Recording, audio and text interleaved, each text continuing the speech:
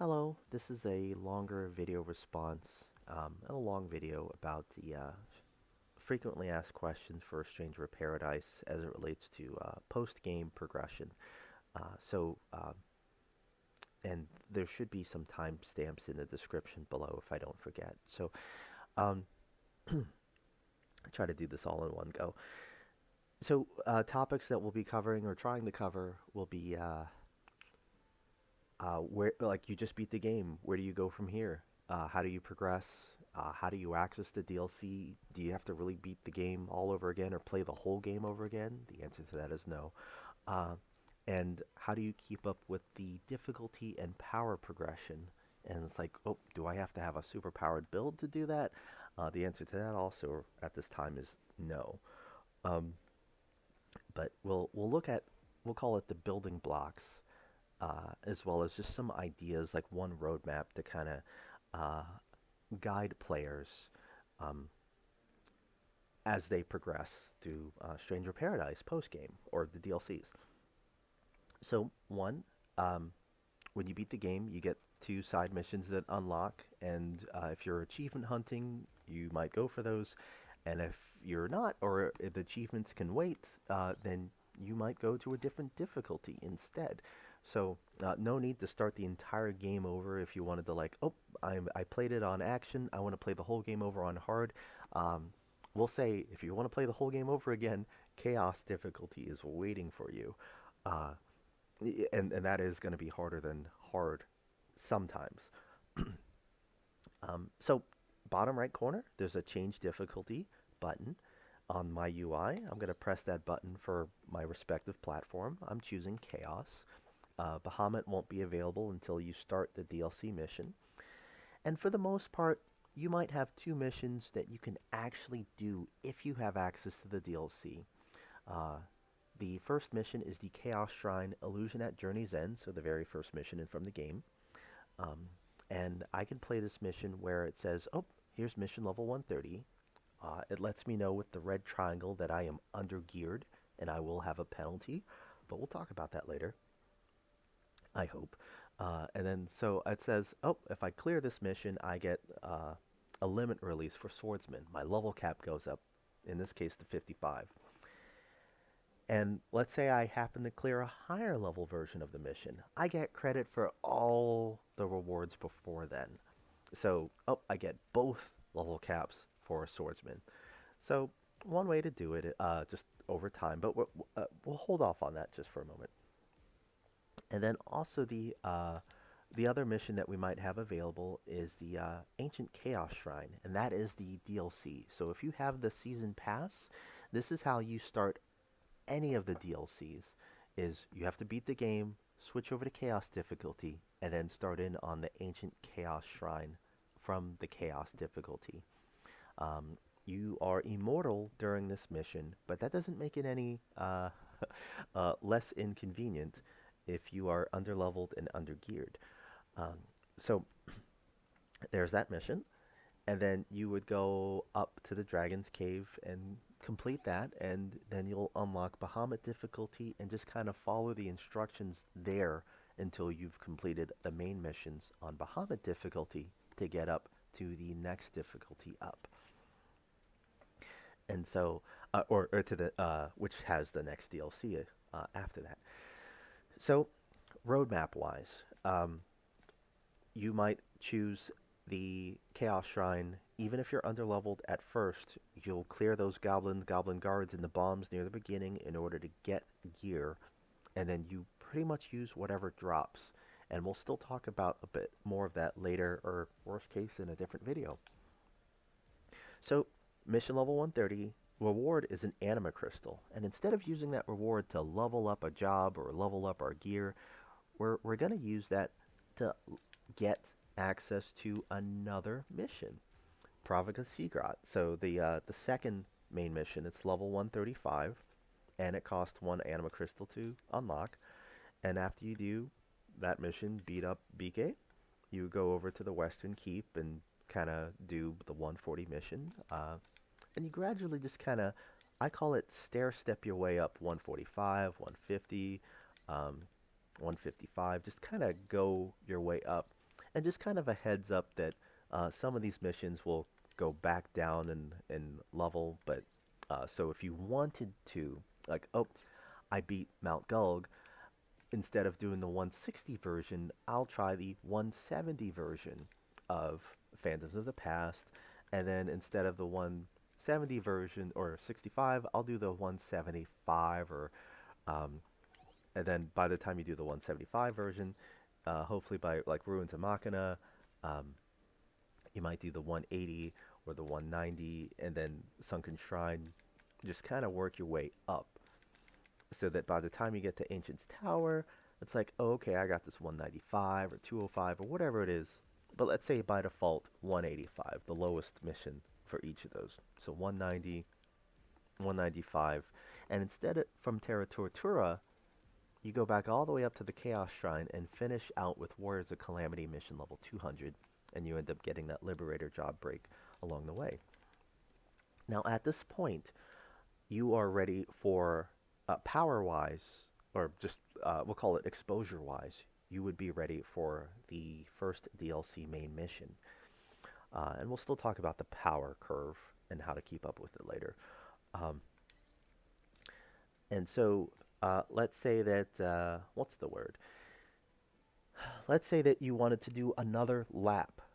You could, because now you could start in on level 200 and you would get all the mission rewards from the level 200 version all the way below.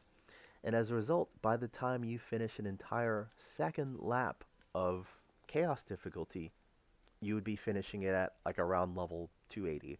And so your gear would be around the 280, 290, 300 range. You'd have all the jobs unlocked. You'll have played like maybe 15 or 16 missions. So you'll have played 16 missions at least 2 times by that point. Um, and so we'll call that, you'll have some variety on locations and boss battles, and even though it's like, man, I'm playing this mission again, um, and getting gear along the way, and so that's just one route. But instead of taking your second lap on chaos difficulty, you might take your second lap on Bahamut difficulty. And so at that point, when you start the level 200 mission, this mission is a lot harder, um, just in different areas. But you'll get a rat tail along the way, and you'll also get the pilgrim release. And as you go across uh, this difficulty, the bosses will have, we'll say they're a little bit more challenging or a bit different than what you might be used to from the base game and chaos difficulty. And by the time you finish a full lap, you might be close to about like 280 or so. And once you do the 280, there's going to be a main mission waiting for you that's about level 280 as well. Um, so you might, like, we'll call it progress your conversations, and progress some of the DLC, do a full lap around, and occasionally talk or just talk to Bahamut along the way. And after you finish a full lap, you theoretically will be around 280 with some more job unlocks, and try to go, and good luck on the DLC boss there. And I mean that sincerely, even if my voice sounds not sincere. So that is a roadmap that you can take, and then at that point you could try to do one more lap, but this time on the Gilgamesh difficulty, even though you're not getting any Gilgamesh specific job unlocks, but at least we'll call it keep things varied up and a little bit different, um, before heading into the second DLC's content, the main story. Or you can jump straight into the DLC's main story, because it is designed for item level 280 and going from there and taking you up to item level 500. So, I've been talking about item levels, but before I do, a couple things. One, if you're playing co-op, when you, the host, whoever's the host, they can pick, you know, any mission they want that they have access to. But whoever's joining them, if the joinee, the second or third players, want the rewards, you can play missions that you don't have uh, the difficulty unlocked for them. So you could play mission level 200 as a host, and let's say I don't have 200 unlocked as player 2, I can still join the level 200 host, but I won't get any of the rewards that are locked on my screen. So before I join, ideally I would unlock all the missions, the mission levels before, or just the highest level mission, so that I get all the past rewards when I join that multiplayer. So heads up if you are multiplaying or co-oping, to just make sure your missions are unlocked before everyone clears that mission. And you can kind of find that out if you like swap hosts and see that, oh, I can't actually like select this difficulty. I have to unlock it. Um, so you might do that if you have like co-op partners that you play with. So that's one thing. And then second is the extra mode. Extra mode. So extra mode is if you start a mission, like let's say you're waiting around, like let's say you're looking for someone to kind of carry you through the difficulty, or through a mission. While you're waiting, you do have access to extra mode, so that you have infinite MP and infinite break gauge. And the way you start that up is before you start the mission, in the bottom right corner, it says start in extra mode. I can press triangle on my gamepad in order to start extra mode and get that. So lore friendly extra mode that's there, um, where you cannot co-op at this time in extra mode. And uh, if you have all the jobs unlocked, um, if you're looking for the equivalent of story or story casual, uh, extra mode with runic protection or Knight 400% affinity is that. So runic protection is if you take HP damage. I don't actually have runic protection on this because I rushed through the game just to um, kind of showcase the next part about the power struggle. Um, but the command ability runic protection from the Void Knight job tree, it'll convert damage you take into MP loss. And during extra mode, because you have infinite MP, even though the UI doesn't fully reflect that, because you have infinite MP, you will not die unless the buff falls off or it gets dispelled by the enemy. Um, this is all subject to change in about 2 weeks when the third DLC comes out. But for now, extra mode and runic protection is one route that players might have to simulate the story casual experience and just kind of get through the story, or just get an unlock for the jobs that they really want. But even that might take a while if you do not take advantage of, we'll call it the RPG side of the game, or the post-game mechanics to keep up with the difficulty curve or the power curve. So a few different things here. We have the item levels. What's the word? So right now I am woefully under leveled on the item level here. I am just 114 apparently. And as a result, I see that red triangle, and that red triangle, I forget if I mentioned that in this video, but I'll take more break damage, and I'll deal less break damage. So I'll get, I won't be able to soul burst enemies as easily, so I won't get as much max MP. And because I get broken easier, I might buff up with all these buffs like haste, protect, shell, regen, blood weapon, and all it takes is one hit for me to just get broken, and I lose all those buffs. So it's like, man, I spent a lot of time like buffing up, and I gets lost all in one hit, and that's because there is an active break gauge penalty if you see that red triangle. So keeping your gear up to date within about 10 levels. So this 210 mission, as long as I had 201 or higher, I'm good. The closer I am to 210, the better, and there's not too much of a bonus for being above 210. Now, at first, as you level up your gear, and I don't actually level up from the equipment level enhancement, it's there, but I the resources I tend to use towards other purposes, just because this gear will get replaced, and the affinity. This doesn't even have affinity, but the affinity does not level up with it, and so I'll use whatever drops, um, and we'll talk about that in just a bit. But so your gear level at first affects your physical attack, your magic defense, that kind of stuff.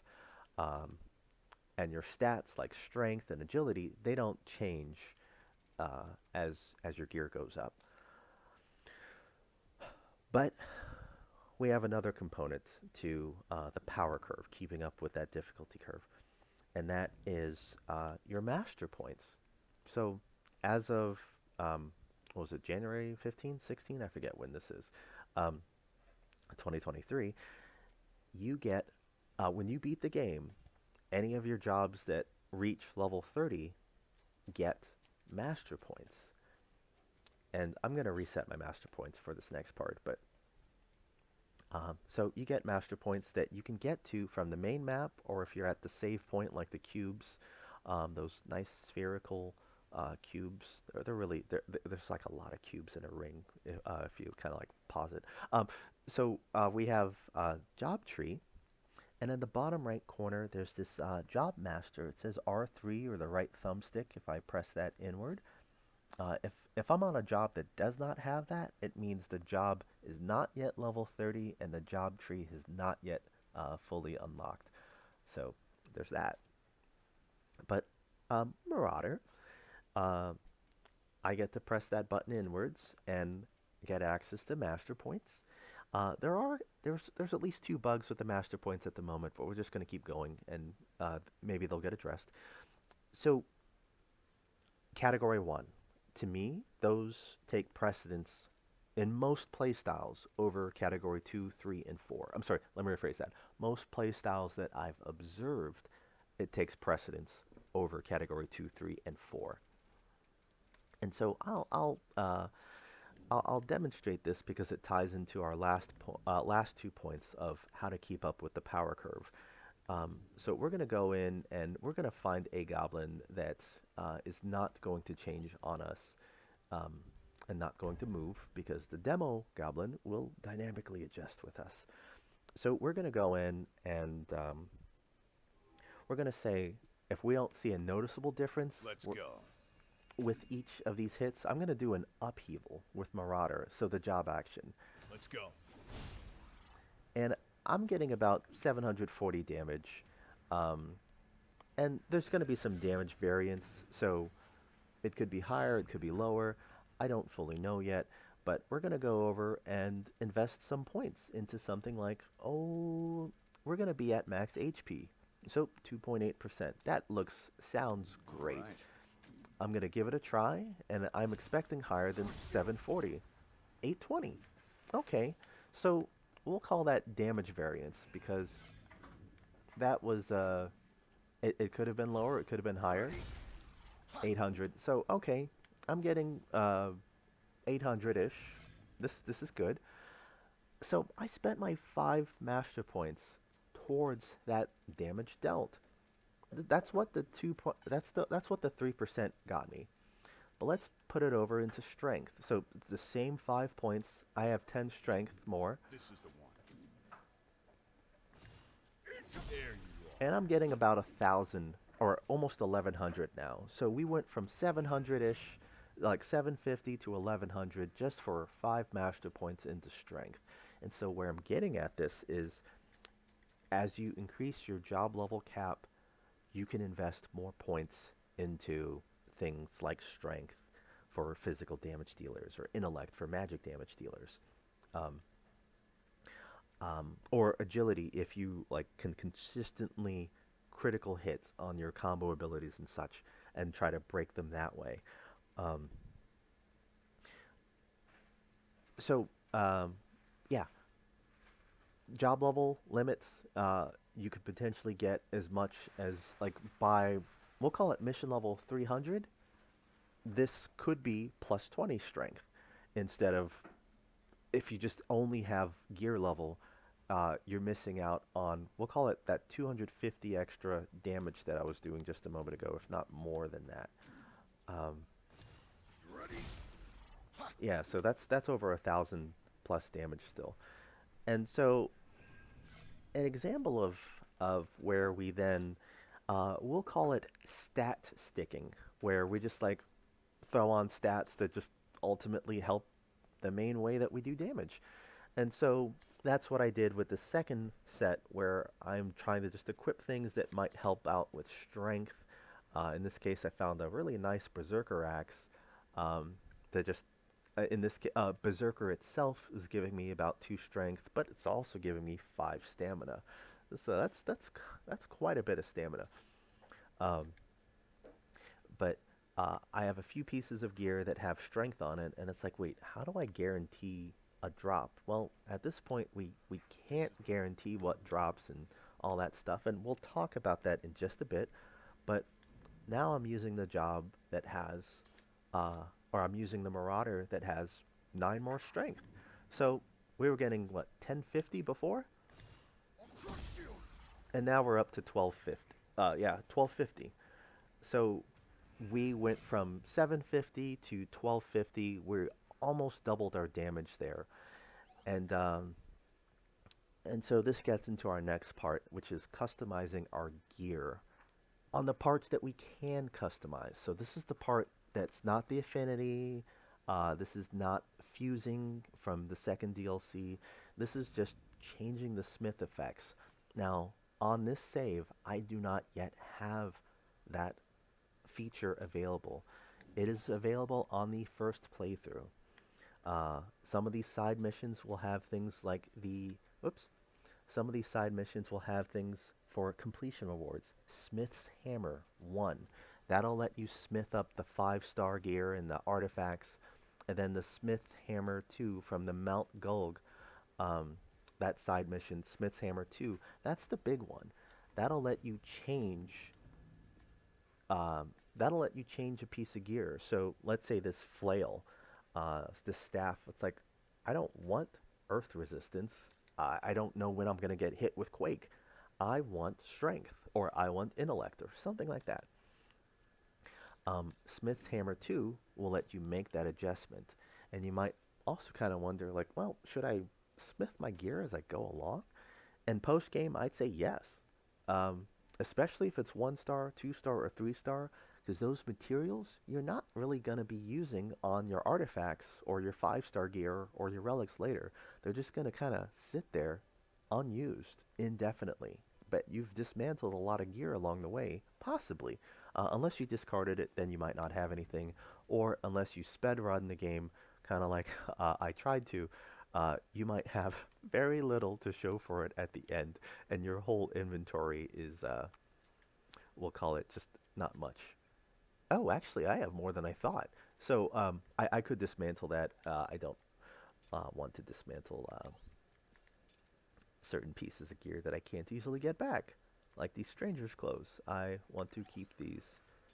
Uh-oh, I don't see the sailor outfits. Shoot. Oh, well. So, yeah, just some things to keep. Oh, there they are. The arm bandages. So, yeah, some things to keep in mind. You can run those missions for Smithy Hammer 1 and 2, and then, not to be covered in this video, but the Ancient's Tower, there's a side mission for the Smith's Hammer 3 that will let you level up your, upgrade your job affinities. And that comes into more use as you try to push the end game once you have like a build that you're really wanting to explore further, and you're just like almost right there to see the next step in that build. And when I say build, I really mean like all of your affinities, your command abilities, and all that stuff coming together. Whoops, I'm sorry. We're going to try one more thing here before the end of this video. So yeah, keeping up with the power curve. recommendation for, we'll call it balance purposes. First is kind of knowing what each of the stats does. Unfortunately, under tips, customization, and stat effects, this doesn't have a full description of what all the stats do as of the current patch, and maybe things will change. The big thing here is stamina is not only physical defense, but it also reduces the break gauge lost when you soul shield. So if you like the soul shield like a fiend, um, stamina is how you can keep that up easier, or take up less break gauge. Um, Intellect, uh, the part that we'll say kind of snuck in there is increases the amount of MP restored by normal attacks. So if you're getting 4 or 5 MP on a normal attack, unfortunately it's because your intellect is low and the enemy's intellect is very high. Um, and then spirit. Yeah, spirit. Spirit, the part that it doesn't mention right now is it also influences your status ailment accumulation. So if your spirit is way too low, you will never be able to poison an enemy or paralyze them or put on like a fire elemental type of vulnerability, things of that nature. So, and then the part that's kind of snuck in there is it increases the amount of MP restored on a successful soul shield. So between stamina and spirit, you can kind of soul shield your way a bit safer. Um, you know, once you're comfortable with soul shielding, get your max MP back up that way. But we'll end up covering a different topic in a future video. Oh, I'm sorry. And so, talking one more time about the stats. So let's say you're getting one shot or two shot.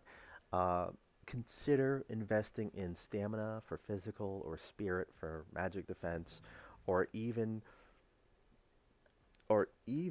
if it's like, hey, instead of getting like an extra little, like, I don't know, 5 points out of, like, instead of getting like, oh, 5 points there for 3% more damage, maybe I want to survive almost one hit. Like I take 10%, almost 10% less damage when I'm at full HP. I might survive that first hit. Um, or like even 10 stamina. Those goblins, I'm sorry, yeah, plus 10 stamina. Those goblins earlier, um, I can only take about 4 of their weak hits before I'm gone. Where with this amount of stamina, I could take 5 hits before I'm gone. So that extra hit is one potion later. I mean, I can drink a potion and kind of bring myself back up and take another 5 hits. So it's almost like that's just from 10 stamina. But just kind of imagine that across your gear or across your affinities. Um, so yeah, haven't even talked about affinities, and that's just for a separate video altogether. So I hope that helps with a cross between the roadmap and some of those frequently asked questions. And gotta remember to put the timestamps in there. I suspect this video is probably 20 minutes long, so I do apologize. But yeah, hope that helps. And feel free to ask questions. And I hope I remember to check the comments to respond. Or y'all can help each other as well too.